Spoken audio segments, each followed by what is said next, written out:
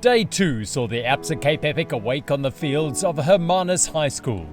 With the wind already rising, the teams were under no illusion that the first marathon day would be a tough one. At least there was no sign of rain though, despite the precipitation-bearing northwesterly wind howling down the Himalaya Valley. As the sun rose, the light revealed the beauty of Walker Bay and Hermanus. Hosting the race for the 5th time and on the first occasion since 2019, the whale-watching capital of the world is the jewel of the Overberg.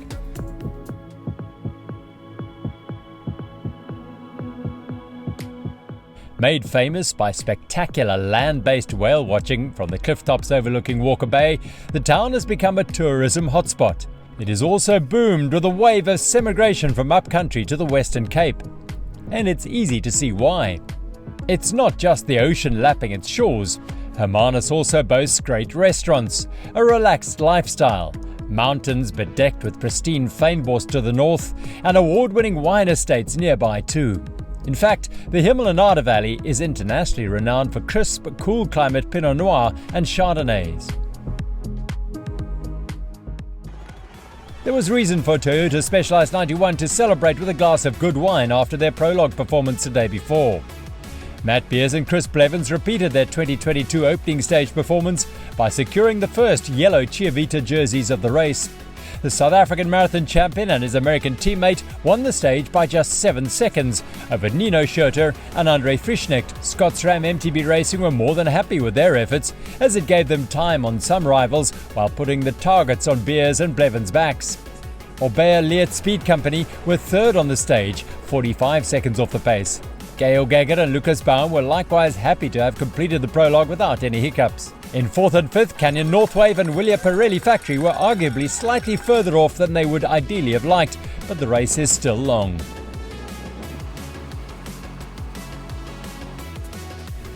In the CM.com UCI women's race, the men's stage winners stablemates doubled up for Specialized Factory Racing. 91 Songo Specialized surged through the second half of the 27-kilometre prologue course to claim the first orange jerseys. Sofia Gomez-Villafan and Katarina Nash managed to eke out a 7-second advantage over Vera Lossa and Kim Lecourt of Efficient Infinity Insure. The Mauritian and Namibians' ride was good enough to earn them the first Absa African jerseys of the 2023 race too, as they capitalised on a crash by Amy Wakefield. The eFort.com Seattle Coffee co-rider went down in the final single track, which probably cost her and Candice Lill the stage win. Eventually, they finished 30 seconds down in third. The 4th and 5th best women's teams on the opening day were the 8 Capital and Valley Electrical combinations, who were 5 minutes off the pace of the top teams, but closely matched between each other.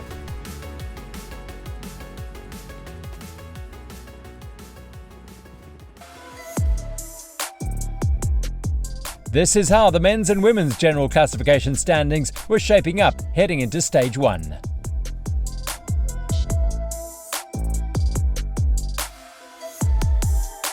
The route for the first marathon day was a typically brutal one. Stage 1 of the Absa Cape Epic is designed to sort the wheat from the chaff, to separate those who prepared from those who failed to prepare. Measuring 98 kilometers in length with 2,550 meters of climbing, it featured an out and back loop through the beautiful Himalaya Valley. Despite the route trending downhill back to the ocean, it was still punctuated by testy climbs.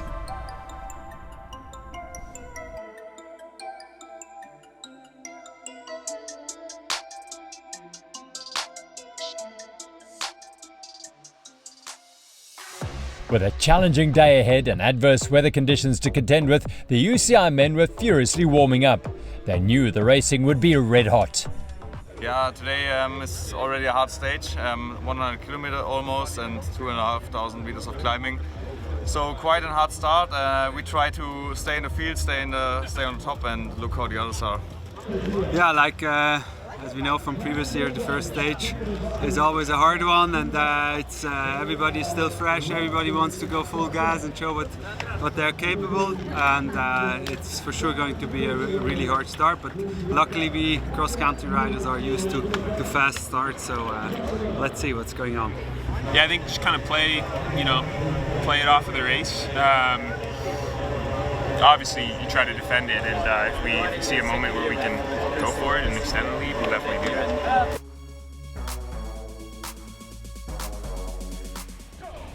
With the motivation running high, the men sprinted off the start line on the Hermanus High School sports fields before settling into a rhythm for the neutral zone through town.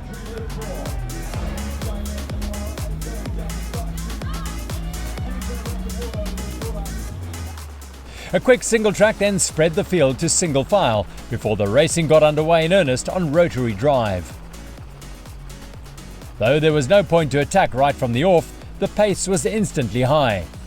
The leading protagonists wanted to thin the 58-team strong UCI men's field before reaching the trails to avoid a fight for the single tracks.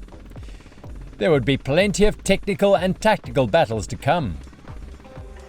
The women in the CM.com competition shared that knowledge, though they were excited for the opportunities the challenges to come would present. Look, you're going to have to keep it conservative, so of course we're going to do our best, but it's stupid to do anything early, you know. You've got to really just play the long game and then see how the competition is.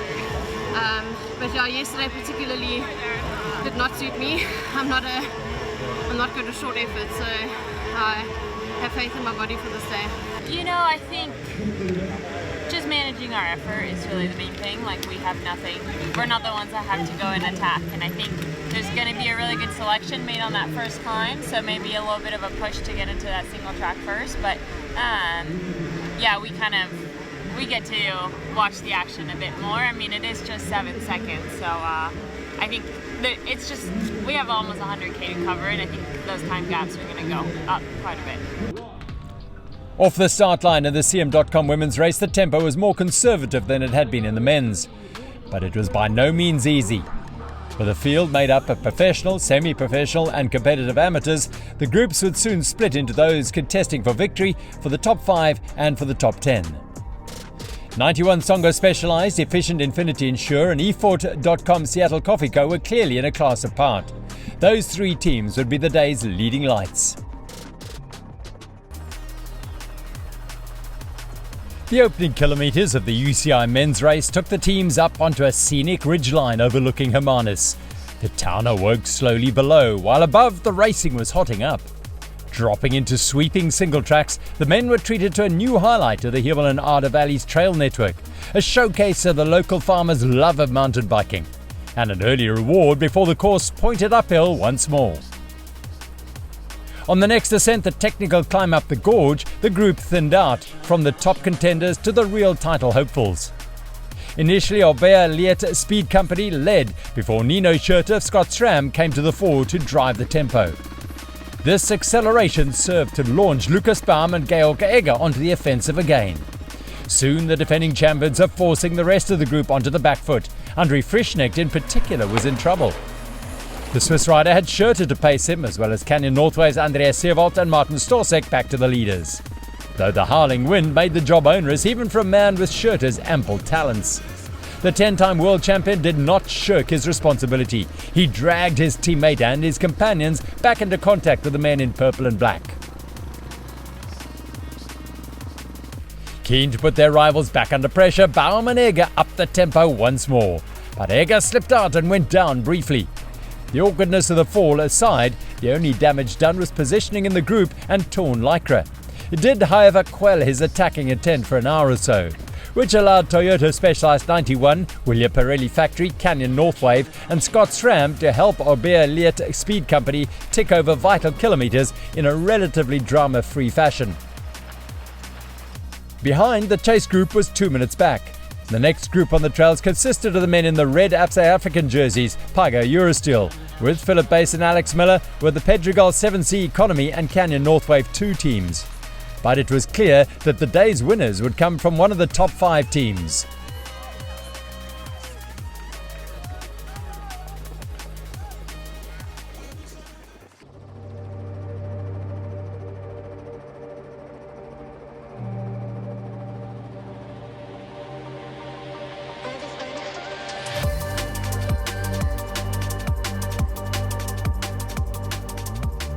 In the CM.com UCI women's race, the chasers managed to crest Rotary Drive in contention with the top 3. Twisting and turning down through the Fynbos, the field was strung out by the single track, but not out of touch with the pace setters.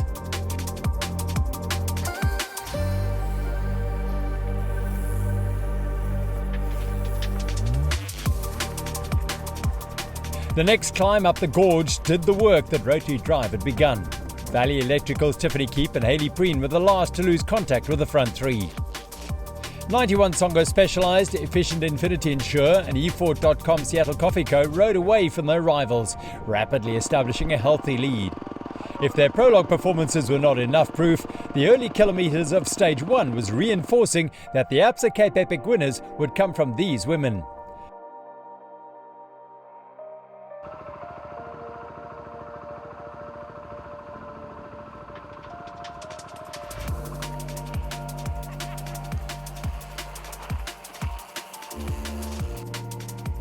Luck as well as skill and fitness would certainly still have a role to play though.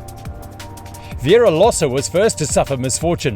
The Efficient Infinity Insure rider crashed, but despite getting up quickly, had to stop to make running repairs to her shoe. The Namibian's skill with duct tape was soon surpassed. With Lossa and Kim LeCourt off the back of the lead group, Amy Wakefield and Candice Lill were left to do the pacemaking.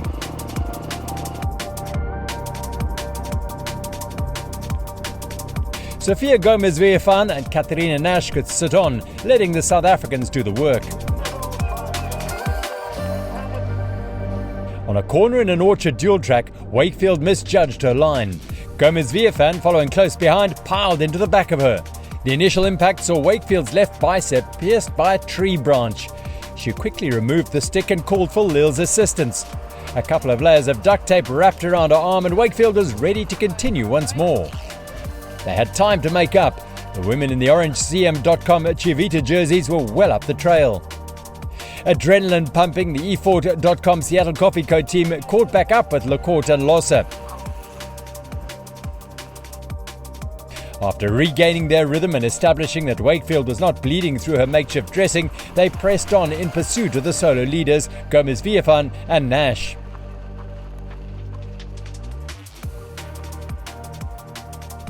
Within 20 kilometres of her crash, Wakefield and Lill were back with 91 Songo Specialized. And Wakefield was well enough to joke about the accident. She would need every ounce of her sense of humour later, as that deep cut would require stitches.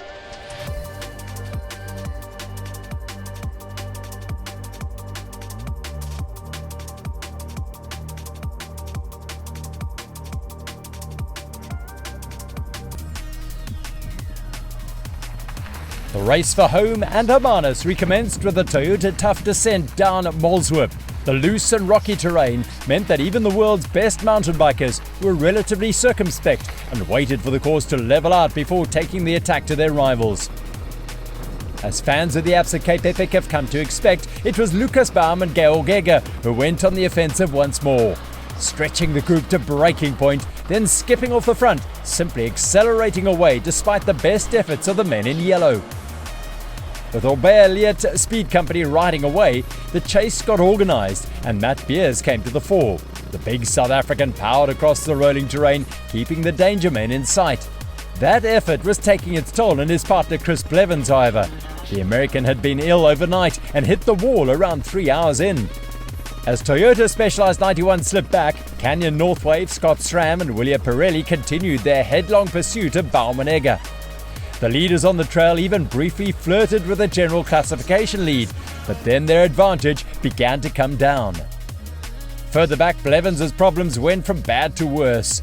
He and Beers were passed by the Paiga Eurosteel team as they continued to hemorrhage time.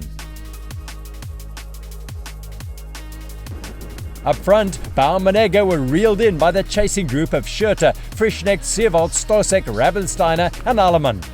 With under 20 kilometres to go, the race entered a phase of yo-yoing, with virtually every team trying their luck.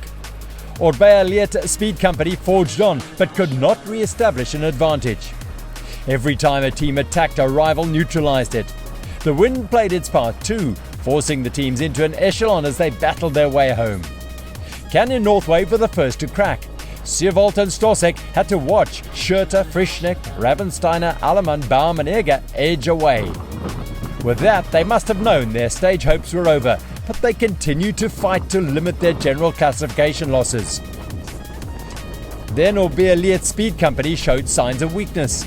Scott Ram and Willia Pirelli Factory pushed on, never far enough ahead to play tactical games. Ravensteiner and Allemann jumped, leading onto the fields and crossing the line to claim the stage honours. Scotsram finished second to Willia Pirelli Factory.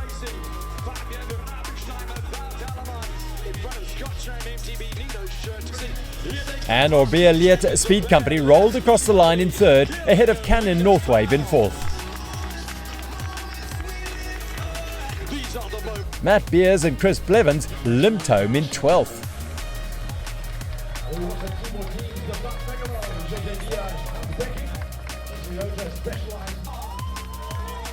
The day's results mean that Scotsram's Nino Schurter and Andre Frischnecht were dressed in the yellow Cheerleaders jerseys when the dust had settled. We are super happy.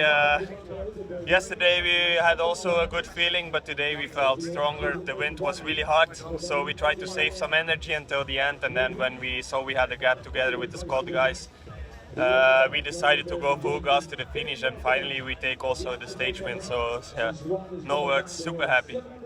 Yeah, for sure today we couldn't take the yellow jersey, so I'm really happy about that. But I was also struggling a few times when Speed Company attacked in the flats. There was a really strong wind from the side, so I was struggling to keep the wheel, and Nino had to close the wheel a few times. But yeah, we could actually manage to close the gap in the technical trails and also in the downhills. We were quite strong. But the week is still long. It's cool to be in yellow right now, but we take day by day and see how it goes. Yeah, I mean, obviously the stage was full gas. I mean, the Speed Company guys were going at a really high pace, and I think they put everyone in difficulty. We stayed with them, and yeah, Chris just at around 65 k's he started to suffer with the cramps, and yeah, it just went kind of downhill from there. The cramps got really bad, and he just couldn't really pedal, and we just had to take it really easy. And he came back a little bit at the end, but yeah, this is what happens. The stage winners achieved an impressive near 25 km/h average speed. Toyota Specialized 91 conceded 8 minutes and 9 seconds to Willia Pirelli. This means that Scotsram hold yellow by 57 seconds over Orbea Liet Speed Company. Beers and Blevins slide to 8th.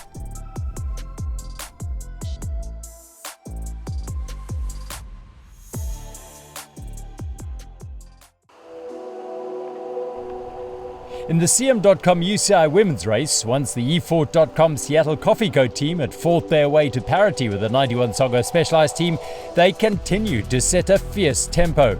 Candice Lill and Amy Wakefield were clearly on a roll. They were putting pressure on Sofia Gomez-Viefan and Katerina Nash. And the pressure told when the women in orange were unable to follow Lill and Wakefield on a single-track climb. Their struggles came somewhat unexpectedly, and they proceeded to rapidly lose contact with the new leaders on the trails. With only 30 seconds between them at the start of the day, their overall buffer quickly evaporated too.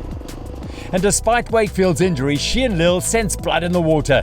Knowing that the untamed African mountain bike race can throw up unexpected challenges at any time, they made hay while the sun shone, racing to a bigger and better advantage.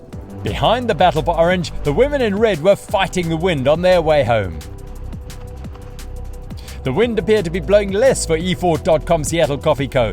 Lill and Wakefield powered through the closing kilometres, eking out each extra second they could from Gomez-Viefan and Nash.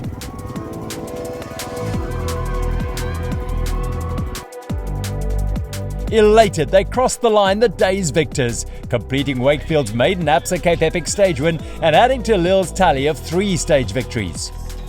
More importantly though, they'd ridden their way into their first CM.com UCI Leaders jerseys.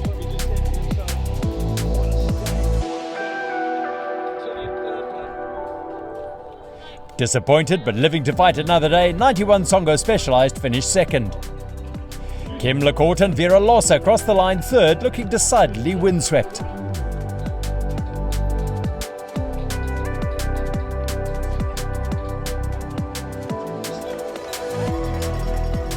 The day's Herculean efforts earned Lill and Wakefield more than just the applause of their fans and the recognition of their peers. The eFort.com Seattle Coffee Co team will start stage 2 in orange.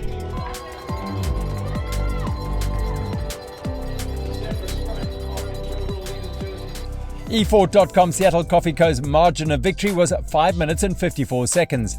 Canadel Vas Arabe and She Untamed had good days out. The stage result sees Candice Lill and Amy Wakefield move into the race lead. 91 Songo Specialized a second, Efficient Infinity Insure third, Valley Electoral fourth, and Canadel Vas Arabe are fifth. We have 9 epics under us, like together, and we've never been in orange. Like I've tasted orange, and I think Candice as well has, but we've never been in the orange. So it's still early days, but yeah, just goosebumps, eh? It was a tough stage, but it's just getting started, you know, and I think it's going to be really interesting. The girls that won today, they were going so fast, and it'll be really interesting to see how Amy recovers from her arm, because she told us it was pretty bad. But yeah, it was a good day of racing. In the age group categories, the racing was as fierce as in the UCI men's and women's races. The presence of a number of big names on the start line certainly helped increase the tension and up the speed. Former World Tour road pros Mitchell Docker and Ian Boswell were among those teams and were leading the amateur men's competition after the prologue. Their closest rivals were the Signal Racing team of Oliver Munich and Rogan Smart, but they were also racing the very competitive NTT Masters squads. Despite the strength and off-road experience of their rivals, the Digger and the Doughboy team were more than up to the challenge presented by Stage 1. They battled the wind and their rivals to win their second APSA Cape Epic stage in the newly formed category. The experiences gained in Africa will surely provide good podcast material for the pair in the coming months. After 2 days and 125 kilometers of racing, this is how the age group category standings are shaping up.